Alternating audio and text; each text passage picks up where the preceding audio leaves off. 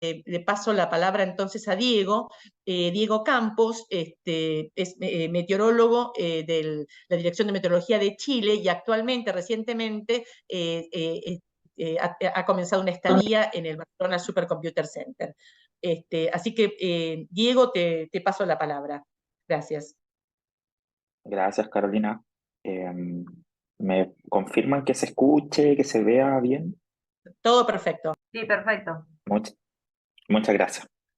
Bueno, primero, gracias por la invitación a contarles un poquito en estos minutos, ¿cierto?, sobre los mecanismos que explican la variabilidad en los Andes extratropicales. Así que yo me voy a enfocar en esta región que, como comentaba Carolina, ya no la tocó tanto, que es la parte más del sur y hacia los Andes, ¿no? Esta es una imagen que podríamos decir que es el big picture, ¿no? Como el panorama completo de lo que pasa en Sudamérica. Y yo me voy a concentrar en la conexión con el Pacífico, y principalmente aquí hay dos factores que van a ser muy relevantes para todo lo que yo voy a contar en la presentación, y que afortunadamente Carolina ya comentó muchas cosas que también me van a ayudar, ¿no? Uno es el anticiclón subtropical del Pacífico, que es esta gran región en la que generalmente no se desarrollan sistemas de baja presión o sistemas que favorezcan precipitaciones, sino que todo lo contrario. Y por otro lado, una zona que nosotros le llamamos el Storm Track o el cinturón de perturbaciones, o tiene distintos nombres, que es por donde van a circular distintos ciclones extratropicales, ¿sí?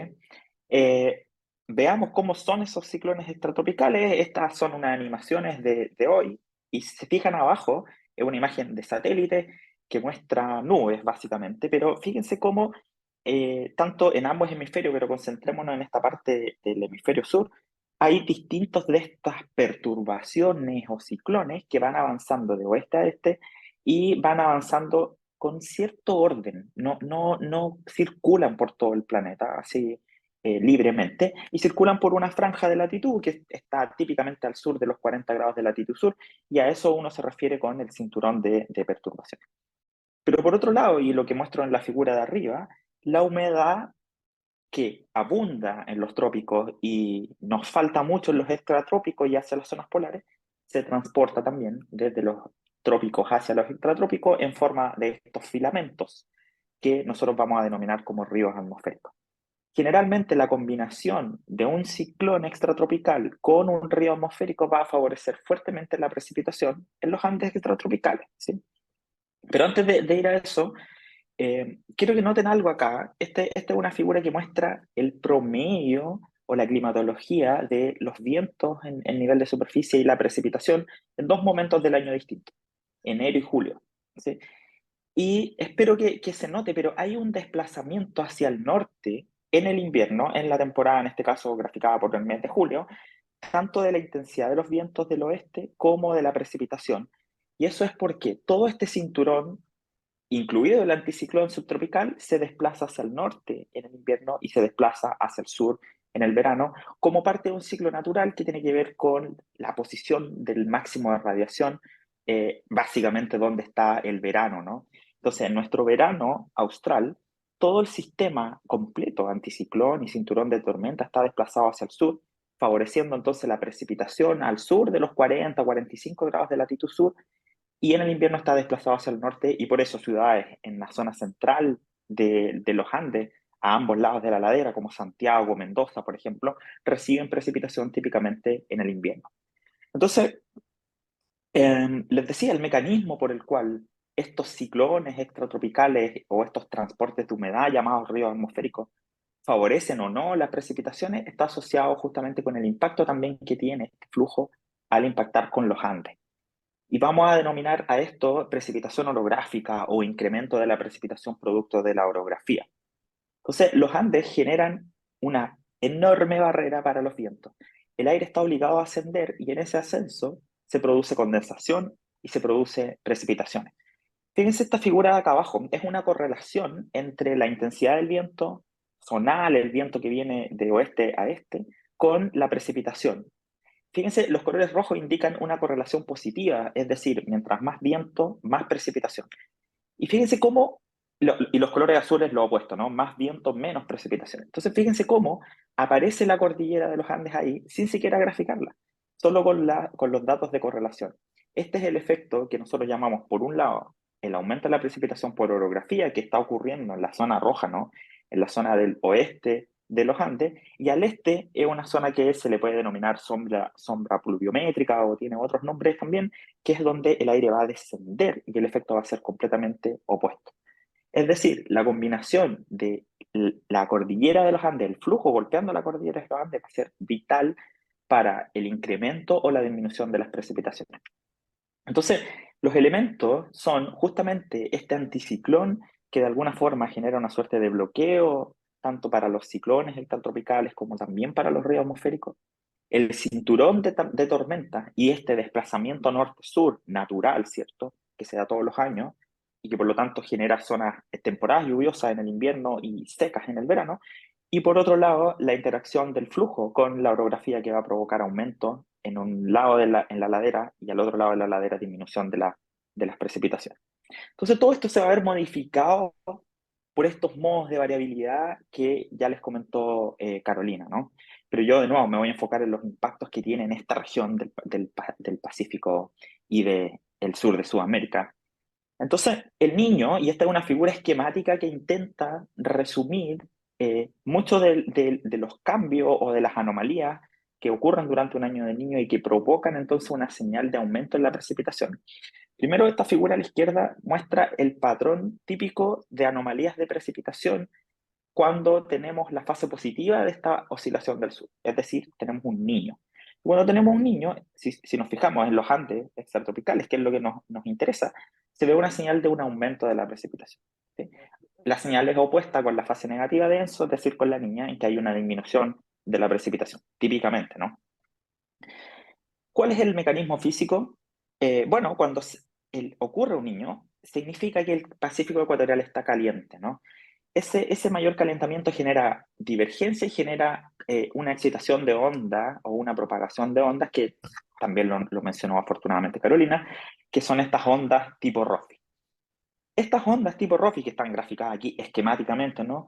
Va a generar por una parte una desviación de por dónde está circulando este storm track o cinturón de tormenta. Y por lo tanto, los ciclones extratropicales ya no van a viajar libremente por esta región que se conoce como el mar de Amundsen-Bellinghausen, que es entre el sur de Sudamérica y Antártica, ¿no?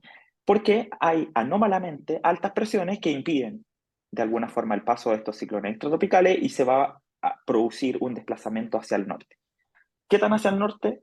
Va a depender de todos los eventos del niño son distintos y como también mencionó Carolina, hay otras interacciones, pero va a favorecer esto, el paso de más ciclones extratropicales por la zona central de Chile. Por otra parte, y algo que venimos estudiando en los últimos años, es que durante los años del niño también se genera un mayor transporte de vapor de agua desde la zona tropical y un aumento en la intensidad de los ríos atmosféricos que finalmente llegan a los Andes extratropicales. Esta combinación de factores genera entonces la señal que vemos en la figura de la izquierda, un aumento de la precipitación durante los años del niño. Entonces, de nuevo, son más o menos los mismos mecanismos que explicó Carolina, más o menos los mismos nombres, ¿no? Pero en este caso estamos hablando de humedad que es transportada desde los trópicos del Pacífico y estas tormentas que circulan por baroclinicidad, que es estas diferencias, contrastes de temperatura eh, horizontales, ¿no? Si nos caemos a una variabilidad de menor escala temporal, que es la escala intraestacional, de nuevo, esta escala dentro de una estación, entre 60 90 días, algo así, Te lo había vamos a hablar pasado, de la oscilación de Mann-Julian y que te lo tiene pasó mucha por mail, relación por al mail. Perdón, Diego micrófono. Bancalari, cerrasle el micrófono, gracias. Gracias, Carolina. Um, la oscilación de Mann-Julian tiene que ver con, si lo intentamos simplificar, ¿no? Con la posición en donde ocurre un máximo de tormenta y nosotros le ponemos número a estas cosas para hablar de fases de la Mann-Julian. Y vamos a ver cómo distintas fases de la Mann-Julian van a generar distintas respuestas en la precipitación andina también. Entonces, fíjense, este es un trabajo de Brad Barr del año 2012. Hay muchos otros trabajos, creo que por ahí Carolina también mostró algunos de Álvarez o algunos otros autores, y que han mostrado diferencias en el patrón de precipitaciones dependiendo de distintas fases de la oscilación de Madden-Julian. ¿Por qué? Porque cuando ocurre esta convección tropical se va a generar una onda de Rossby que va a favorecer, en algunos casos, altas presiones en la zona central de los Andes extratropicales o al frente de la costa de Chile, o bajas presiones. Entonces, por ejemplo, la señal más clara negativa o de disminución de precipitaciones con la fase 4 de la oscilación de Madden-Julian, cuando la convección tropical está muy hacia el continente marítimo, ¿sí? O la fase 8 favorece todo lo contrario, favorece un aumento de las precipitaciones en los Andes extratropicales, cuando la convección está más cerca del Pacífico Central. Es como un mini niño, es una señal muy parecida a la que les mostré con el niño, pero ocurriendo solo en la escala de las semanas. Por último, la gran escala o la variabilidad en los años, ¿no? También tiene que ver con estos modos de variabilidad y en este caso con la oscilación anular del sur, con el SAM, que como bien dijo Carolina, tiene una tendencia positiva en los últimos años, ¿sí? Esta figura intenta mostrar eso. ¿Qué pasa con eso? Que la tendencia positiva de SAM ha favorecido tendencias negativas de los vientos del oeste, justamente en la región de los Andes extratropicales. Y como les mostré anteriormente, hay una correlación positiva entre más precipitación y mayor intensidad de los vientos. ¿Sí? Entonces, si disminuimos los vientos, necesariamente, si es que esas correlaciones se cumplen, ¿cierto? Necesariamente vamos a disminuir la precipitación. Y hay resultados y evidencia que avala justamente esto. Y es que tenemos una disminución de la precipitación, principalmente en los Andes, alrededor de los 40 grados de latitud sur, producto de esta tendencia positiva del SAM, que su respuesta clásica está graficada aquí, ¿no? En que hay menos precipitación cuando tenemos la fase positiva. Entonces, como SAM varía también en la escala de la semana, uno puede tener semanas en que SAM esté en su fase negativa y por lo tanto se favorezcan las precipitaciones, por supuesto, pero en la gran escala, en la escala de los años y las décadas, vemos esta tendencia positiva que ha favorecido entonces a una disminución de los vientos del oeste y que de nuevo tiene que ver con por dónde están circulando estas tormentas que yo les decía que denominamos el storm track, ¿cierto? Y por lo tanto una disminución también en las precipitaciones. Y creo que eso, y espero no haberme pasado de mis 10 minutos, Carolina. Muchas gracias.